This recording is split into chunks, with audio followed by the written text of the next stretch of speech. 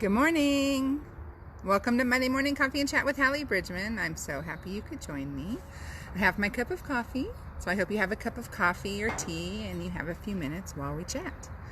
So I'm coming to you this morning from Aurora, Colorado, which is right outside of Denver. I'm at the Red-tailed Hawk Park because outside of my brother's house is really loud traffic noise, and I didn't want to battle that with my video. So as I was walking to this park table to sit down, like the field behind me is filled with prairie dogs and rabbits. And over here there's like a field where there was a woman with a dog throwing a ball for the dog. And I thought, man, my dogs would be leaving that ball alone and chasing the prairie dogs. There's no way I would be able to have my dogs loose on this park. It's kind of fun. So Saturday I went to Colorado Springs and I taught at the Colorado Springs chapter of American Christian Fiction Writers, ACFW, and had an amazing class. I thought it was a holiday weekend. When they asked me to come teach, I said it has to be during the summer to accommodate my kids being out of school so that I can bring them with me so that they can visit my brother and his family. And so the only time I was free where their meeting met was the first week of July, which was July 6th. And I thought, no one's going to come. It's 4th of July weekend. There won't be anyone in that class. Y'all, there was like, they were bringing chairs in to put against the wall. Sherry, I'm in like prairie dog world, man. Behind me, there's like 1,000 prairie dogs. They keep popping their heads up. They're very cute. So anyway, so it was great class. I taught on newsletter building, and then the rest of the time I've just been able to hang out with my brother and my sister-in-law and our niece. So, and Greg and the boys are with me, which is really awesome. All right. Let's see, what else is going on? Next week, my boys are in space camp. So we fly home Tuesday, and then Sunday I drive them to Huntsville, Alabama. So I'll be coming to you next week from Huntsville, Alabama. One of my favorite places on earth. And I think that's all I can even think about going on right now. So the question I'm answering today is, how emotional is writing for you? And it was that question. Another question which was interesting to me was, have you ever fallen asleep writing? And I'll tell you that I've never fallen asleep writing, but I have fallen asleep, like wanting to fall asleep editing. Like for some reason, I get really tired. So I get up regularly and like walk around my neighborhood or whatever when I'm writing. When I'm editing, I have to do it like twice as much. So that was kind of a short answer. So I'll go on to another question. How emotional is writing for you? So I would have, there was a time when I would have said that I didn't really feel an emotional response when I was writing. That I knew that how to write the emotion without like seeping myself into the emotion until I started writing a harmony for Steve. And it occurred to me, actually that's not true, it was when I was writing A Carol for Kent. So A Carol for Kent, there's a serial killer, and the serial killer has his point of view regularly throughout the book, but there's also like a journal written by him that's regularly throughout the book. And I've realized as I was writing A Carol for Kent that whenever I wrote the serial killer scene or wrote in the journal of the serial killer, I was kind of done for the day. And I started analyzing that and trying to decide why, because they were like a scene, 10 paragraphs maybe max, or a paragraph of a journal. And I think that the reason is because the way that I write, when I'm writing a scene, I'm completely immersed in that scene. So It's like I hear it, I see it, I taste it, I smell it. Where the characters are is where I am also. And it's the reason why I have to write. I have to set alarms on my phone to like pick my kids up from school or, you know, whatever, take a break, because I would get so immersed in the scene and be presently there that I wouldn't remember where I am in the real world. And so I guess that there's a part of me that also like emotionally dives into the character too, because in the Carol for Kent, that serial killer was the darkest character I have ever like dug into in the point of view. Like, I've had bad guys, but never like truly evil point of view. And so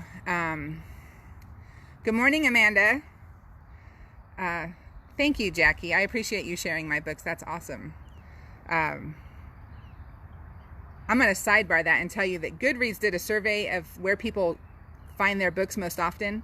And the number 2 answer was from a friend offline, like handing them a book. I think that's incredibly cool. All right, so back to what I was saying. So I think that I must emotionally like dig into that. Amanda, you're so cool. I dig into that character emotionally as well, and I just maybe never realized how much before, because, you know, I'm writing love stories, I'm writing romances, I'm writing action, and so, you know, I might get up and be all kind of hyped up from an action scene, but not realize that I'm also emotionally invested in it. So I realized that with A Carol for Kent, and so I was intentionally allowing myself to take that break at the end of every scene with my serial killer. I would let myself kind of take a break from it. And I was writing a Harmony for Steve, and so if you've read A Harmony for Steve, you know that the bad guy, the antagonist, is actually a satanic cult. And so there's a couple of really dark people in that cult. Obviously, it's a satanic cult. So I started writing it and found myself like writing darker and darker and darker. Even though I'm writing this, you know, Christian romantic suspense, like my writing got darker and my personal countenance got darker, and I had to stop writing it. Like, I put it aside, wrote the Virtues and Valor series. I wrote all 8 books in the Virtues and Valor series, wrote A Harmony for Steve, really then said, okay, I'm going into I wrote all the Virtues of Valor and then wrote On the Ropes, and then went back to Harmony for Steve and like shored myself up with prayer. Like, I know that this is the book I need to write. I know what has to be in it. I need like the shield of these emotions as I'm writing it, so that I cannot like drag myself into the darkness with it. And that worked, and I was able to like punch out the book, and it was a really good book, and it's one of my favorites, A Harmony for Steve. So, but it took me 2 years to write it, because I had to stop because I was getting dragged into it emotionally. So how emotional is writing for me? Apparently I get involved in the emotions of my characters. And if you want to see like what that means for me in a way that maybe you can relate to, the character in Chasing Pearl, my main character in Chasing Pearl, I wrote, her name is Violet Pearl. I wrote, she's a writer, and I intentionally gave her my writing, like my style. And so you get to be inside her head and feel what it's like to go into the world and out of the world, and kind of the way that it kind of rips you back into reality, and then you can sink into your fictional world. Good morning, Petra. And it's just, if you just want to see it, then that's a really great way to see how my brain operates as I'm writing, and the emotional way that I get drawn into. So Amanda's asking, what book would you recommend as a starting point for newbies? So you have 3 choices.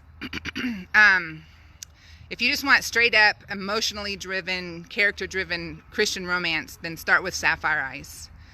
If you want to kind of fall into a suspense novel that's a Christian romance as well, then A Melody for James.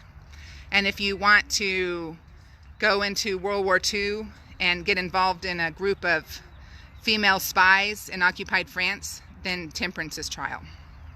I also have another series I'm starting. Book 1 is Courting Calla, and it was in the Out of the Blue box set. And the book 2 is going to be published this fall, is Valerie's Verdict. And so those are in the spirit of the Jewel series, like the emotionally driven, character-driven, straight-up Christian romance that have some deep evangelical message in them. So, good morning, Mary. So anyway, so that's what emotion does for me. And if you want to see it, read Chasing Pearl, because I gave you that.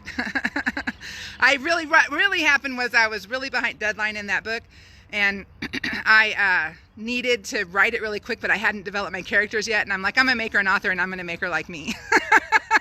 So if you really want to get to know Hallee in a deep way, Chasing Pearl is how you do it.